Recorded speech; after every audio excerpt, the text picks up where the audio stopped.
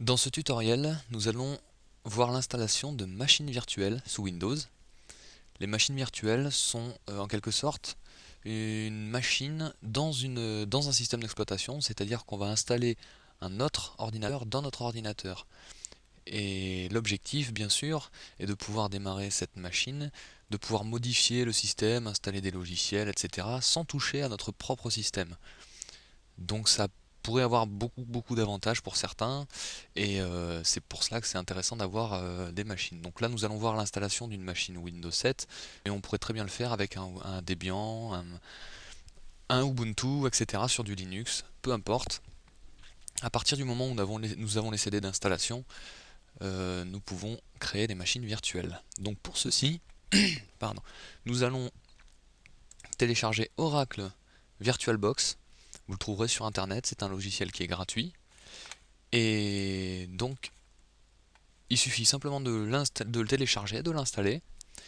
Et après, nous n'avons plus qu'à cliquer sur l'icône pour créer une nouvelle machine. Donc nous allons créer notre première machine.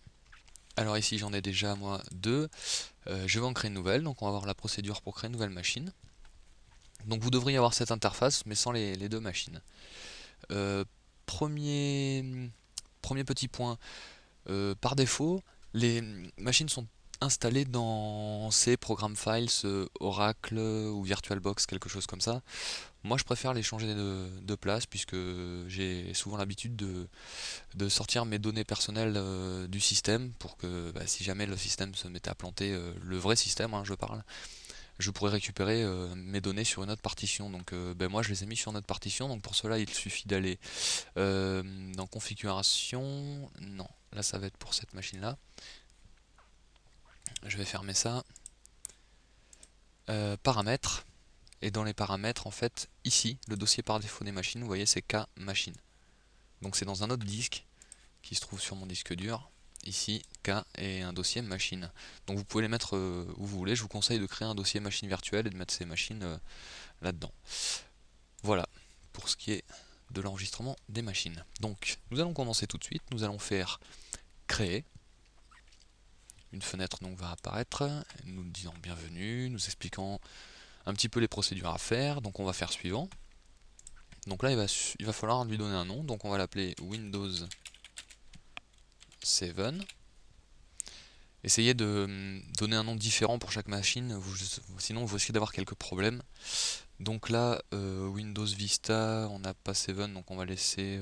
ah si, on a Windows 7, donc on va mettre Windows 7, ce sera plus sympathique. Donc on va faire suivant. Alors ici, il nous demande d'allouer de la mémoire vive à notre machine virtuelle.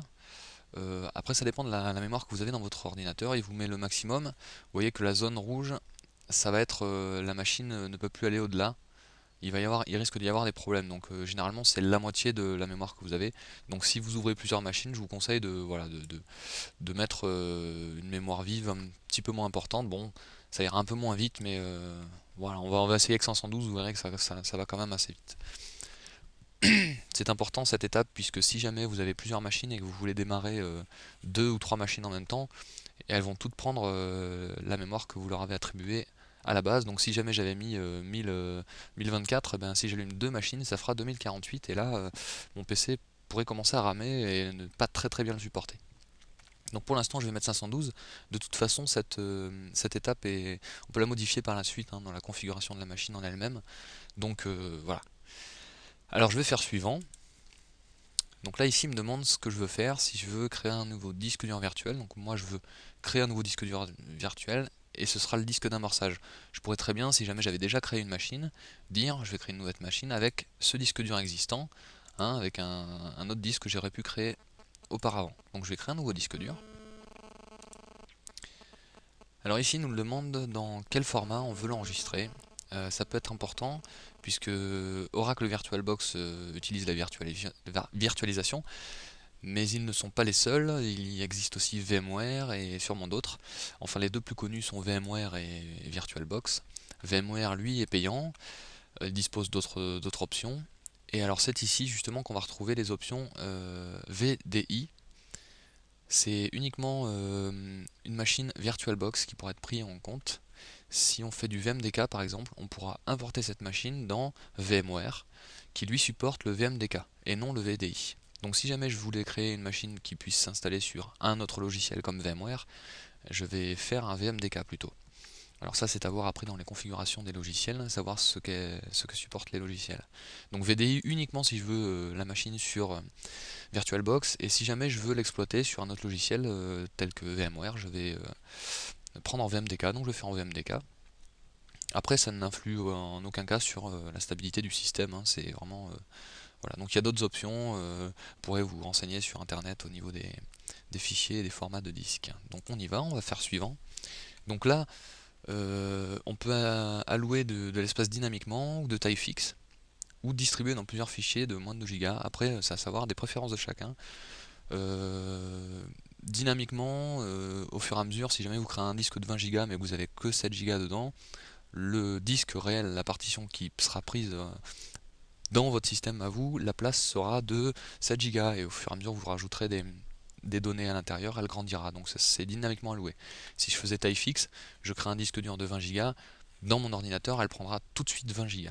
Donc je vais faire dynamiquement, c'est plus intéressant, puisque tant que j'ai pas de données, ça prendra pas de place. Et je fais suivant. Alors ici, il nous demande la taille de notre disque. Je vais mettre, je sais pas si j'ai la place, on va aller voir. 18 Go, j'ai la place. Donc je vais faire 10 Go pour être sûr, puisque il faut savoir que c'est un peu compliqué après de retailler les disques. Il existe des petits utilitaires, mais retailler un disque c'est un petit peu compliqué sur un disque virtuel. Donc on va mettre 10 Go et je vais faire suivant. Ça suffira pour supporter le système. Et là, je finis en faisant créer. Le récapitulatif avec la mémoire, et je fais donc créer.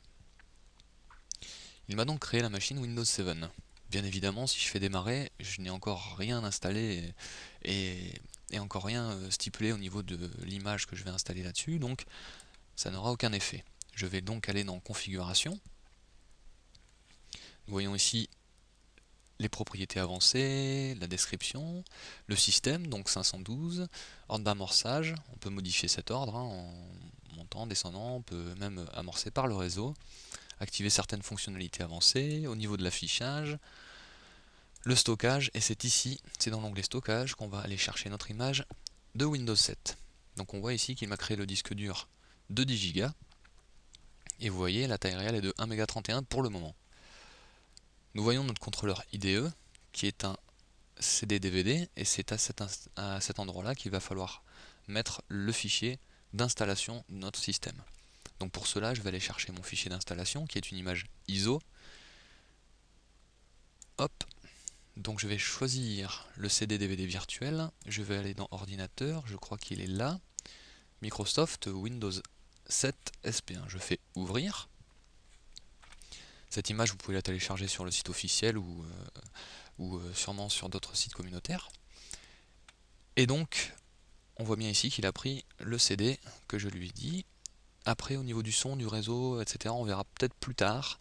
Pareil pour les dossiers partagés, il y a quelques subtilités à connaître pour pouvoir accéder à certains dossiers dans son système. Et donc pour le moment, eh bien écoutez, on est pas mal. On voit que la taille fait 4,29, donc 10 Go, je pense que j'en aurai largement assez. Et on va faire OK. Ma machine est maintenant prête à démarrer. Et l'étape va se dérouler comme une installation standard sur un ordinateur, sauf qu'elle sera à l'intérieur de VirtualBox. Nous allons faire démarrer. Donc, pour prendre en compte la souris et les contrôles du clavier, il va falloir faire OK.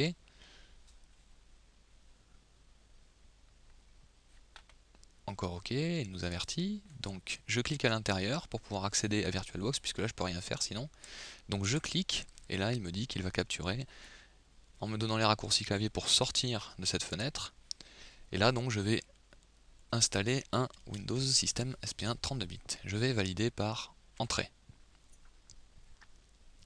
Là, je ne peux plus sortir du coup de mon VirtualBox. Nous verrons par la suite qu'il est possible d'installer certains add-ons pour pouvoir sortir plus rapidement de la fenêtre de VirtualBox.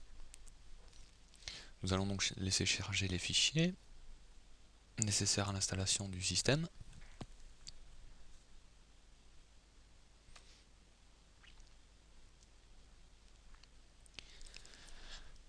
Voilà.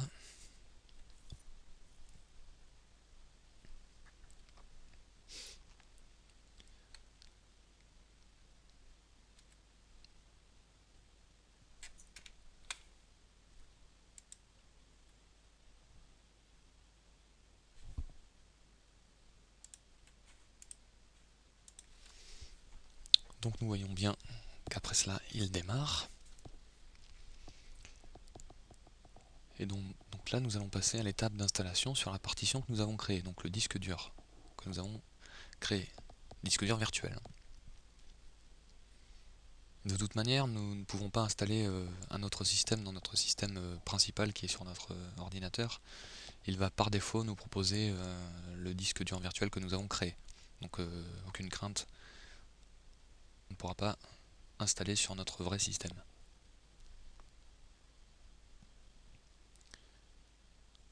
Donc voilà, a priori il a chargé les fichiers.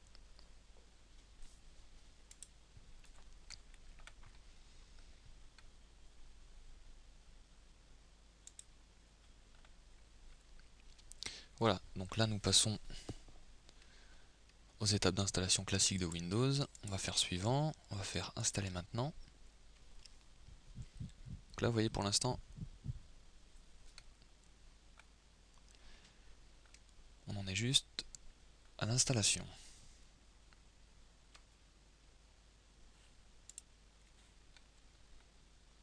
On voit ici qu'on dispose de certains icônes, je vous l'expliquerai aussi par la suite.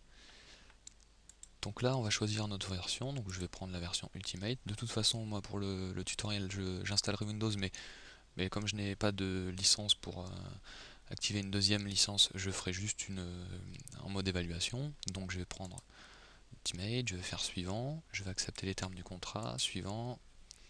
Là je vais faire personnaliser, puisque mettre à niveau c'est si on dispose d'un Vista, donc je vais faire personnaliser. Et là, voilà, il nous propose le disque de 10 Go qu'on a pu créer. Donc on clique là-dessus, et on va faire suivant. Donc il va installer le système sur cette partition de 10 Go. Voilà, donc on va laisser s'installer tranquillement. On voit d'ailleurs ici que le disque dur virtuel tourne, donc les fichiers sont en train de se copier dessus. Nous avons l'icône réseau, les périphériques, le lecteur de CD qui tourne aussi, donc tout s'installe correctement. Donc voilà, on va laisser faire ça tranquillement. Sachez par ailleurs que si vous êtes bloqué dans la fenêtre ici, que vous ne pouvez pas sortir, moi je peux sortir là, on le voit. C'est parce que j'ai installé donc les add-ons invités qu'on verra un peu plus tard. Mais si vous ne pouvez pas sortir de cette fenêtre, le bouton pour sortir c'est le bouton contrôle à droite du clavier. Donc pas celui de la gauche, le contrôle qu'on a l'habitude, c'est celui sur la droite, à côté des flèches multidirectionnelles.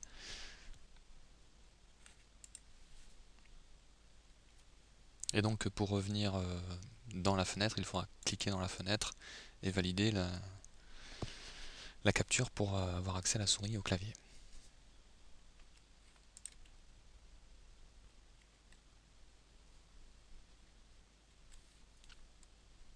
Voilà, donc nous arrivons pratiquement à la fin de l'installation.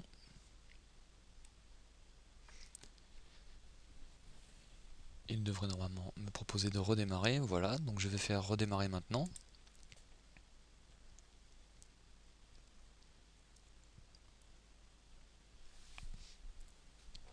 Toujours les messages d'avertissement pour nous dire l'intégration de la souris. On peut cliquer sur ne plus afficher ce message, je vais laisser tel quel pour le moment.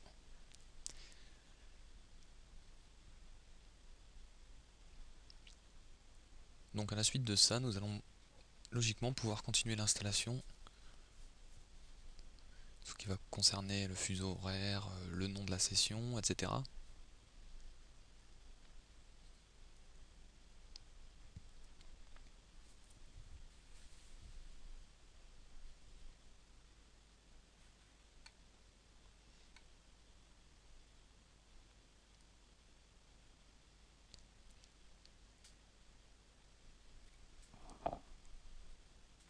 Encore le petit message. Ah oui, il va procéder à la mise à jour des paramètres du registre. Donc on va le laisser finir tranquillement.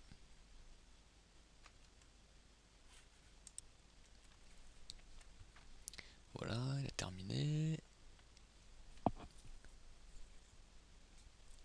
Démarre les services. Bon, c'est vrai que c'est toujours... l'installation, ça prend quand même un petit peu de temps. Bien que maintenant, avec les images, c'est vrai que ça va plus vite. Surtout que c'est directement sur le disque, donc pas besoin de CD qui tourne. donc c'est quand même un peu plus rapide.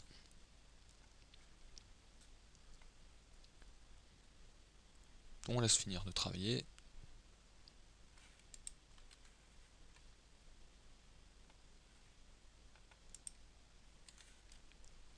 Voilà.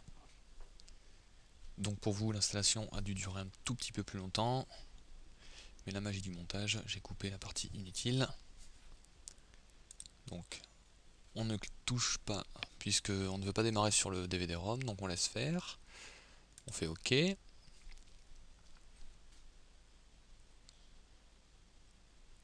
Donc bien sûr, Windows nous avertit toujours que le PC pourrait redémarrer plusieurs fois, donc il redémarre encore une fois sur le démarrage et normalement on devrait pouvoir continuer l'installation.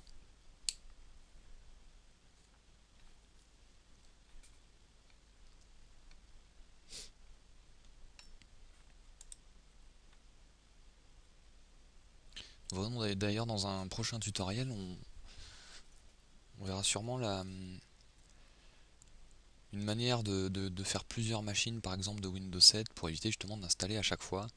Il y a possibilité de faire des clones de disques.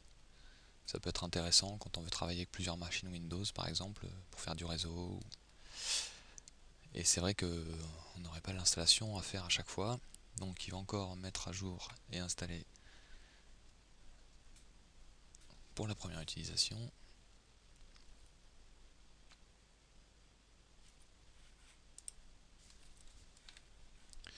Voilà, donc il va nous demander là de nous entrer un nom d'utilisateur.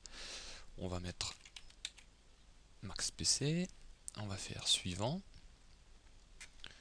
On va rentrer un PC, un mot de passe.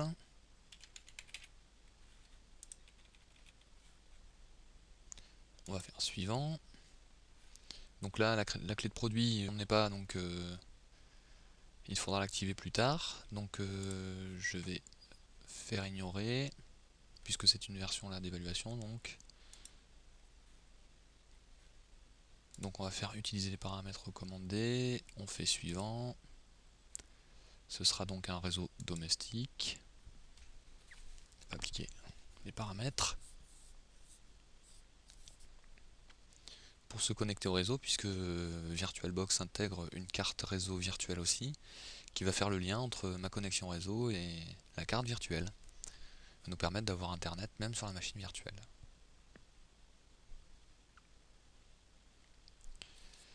Donc voilà, il finalise les paramètres.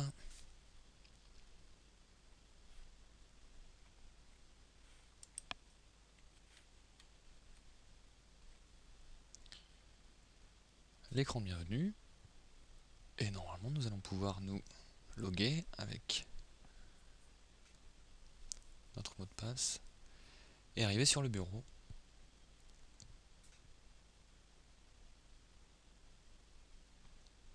D'ailleurs lors de la première, je crois qu'il ne demande même pas le log, on y va par défaut.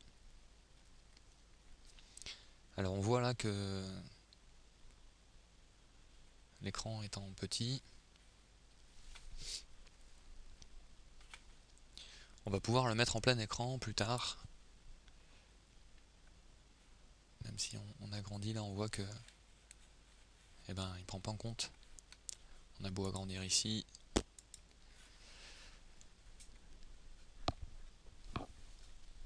La première préparation du bureau prend un petit peu de temps, normal.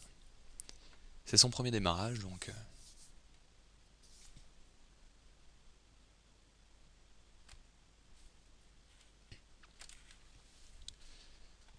voilà. Nous voici sur notre machine Windows. On va supprimer les fichiers qui sont sur le bureau, je n'en ai pas besoin.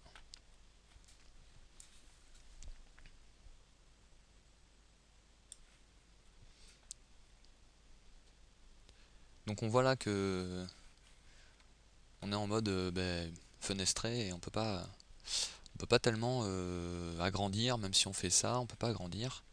Donc la technique c'est d'aller dans périphérique et d'aller installer les add-ons invités. Donc on va cliquer dessus, on va faire installer les add-ons invités. Et là il devrait nous ouvrir une fenêtre pour nous proposer d'installer ces add-ons invités. On va réduire. On va les laisser. Téléchargement, installation des mises à jour. Ça c'est Windows.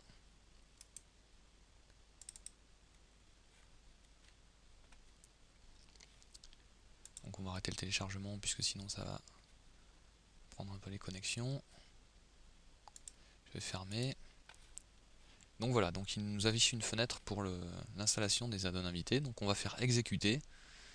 Addition, hop. Et à la fin de l'installation, il va nous demander de redémarrer la machine. Et suite à cette installation, la machine pourra démarrer tout le temps en mode plein écran, en réduit, enfin comme vous voulez. Et c'est vrai que c'est quand même plus pratique et surtout on est plus à l'aise. Donc on fait suivant, on fait installer. Et là il va tout nous ajouter dans notre disque pour qu'on puisse avoir un système qui s'ouvre en plein écran. Donc là on valide, on installe.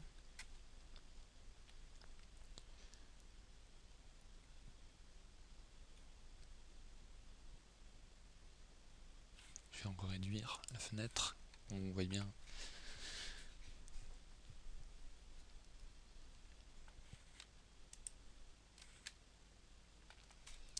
Voilà, donc c'est vrai que c'est quand même un petit peu long les premières fois, il faut qu'il installe tout, mais après on va être tranquille. Cette machine sera configurée, démarrera, on verra rapidement sans problème.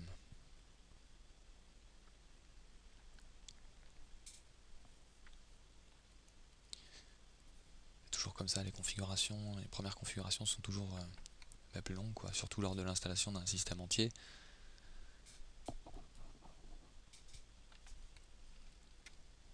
Donc on continue d'installer. Chaque fois qu'il va nous demander d'installer quelque chose, on l'installe. Voilà, donc là à la fin, il nous demande de redémarrer. Donc je ferme, il va redémarrer. Et on va voir que ça va être un petit peu mieux.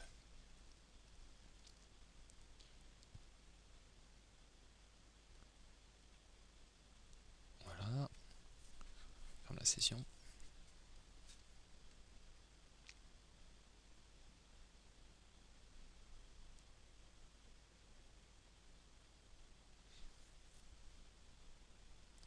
Donc là par défaut il a installé tous les drivers de ma carte vidéo, la souris, le clavier pour que tout puisse être fonctionnel sur la machine virtuelle.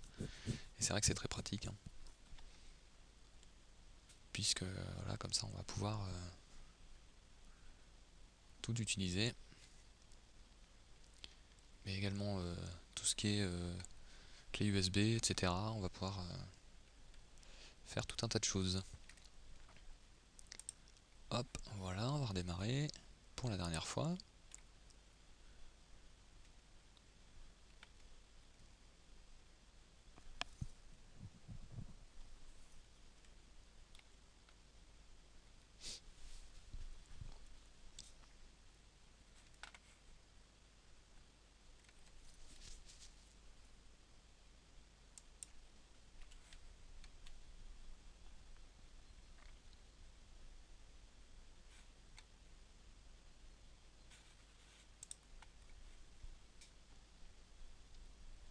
Bon, après il est certain qu'en mettant un petit peu plus de mémoire virtuelle dans la machine,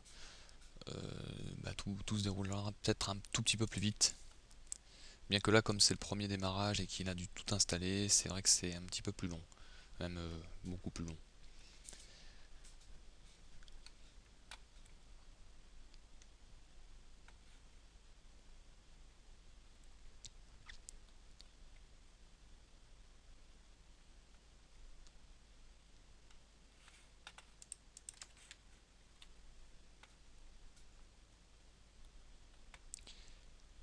Voilà, on patiente.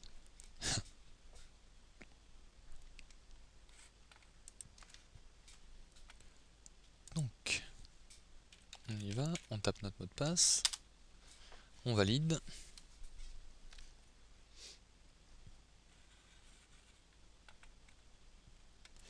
Et là déjà à ce moment-là, on a la possibilité de sortir du mode de fenêtre sans appuyer sur CTRL. On peut cliquer voilà, ailleurs, revenir. Voilà, on voit que les deux sont pris en charge dans mon écran. Et vous voyez d'ailleurs que elle s'est mise en plein écran et que si on augmente, et bien voilà, ça s'agrandit en direct. Voilà, donc notre machine virtuelle est montée. Et donc nous avons un système propre dans notre système. Et c'est pour ça que nous pouvons d'ailleurs constater que nous avons notre système dans le disque local. Voilà, on a un système classique dans une machine virtuelle. Et ça va nous permettre de faire un petit peu comme on veut, même si on veut essayer des choses sur lesquelles on aurait peur de faire sur notre ordinateur. Et ben là on peut le faire, puisque si jamais il arrivait quoi que ce soit, ça ne touche pas au vrai système, hein. Voilà, ce serait la machine qu'il faudrait réinstaller et refaire. Pour éteindre la machine virtuelle correctement, on peut procéder soit par démarrer, arrêter, ou alors dans machine, fermer, ou extinction, mais fermer. Et là, il va falloir cocher envoyer le signal d'extinction, puisque des fois il peut arriver qu'il y ait des problèmes, puisque là c'est éteindre la machine brutalement, donc vaut mieux envoyer le signal d'extinction et faire OK. Donc voilà, dans ce tutoriel on en a vu comment monter une machine virtuelle, et nous allons voir dans un futur tutoriel comment partager certains dossiers, puisque nous ne pouvons pas faire, par exemple, copier ici. Si on veut copier ce raccourci et le coller ici, on va pas pouvoir, hein. Vous voyez, c'est grisé, puisque c'est un système à part entière, et il va falloir faire quelques manipulations pour pouvoir échanger des fichiers entre notre ordinateur et la machine virtuelle. Donc nous verrons ça dans un autre tutoriel.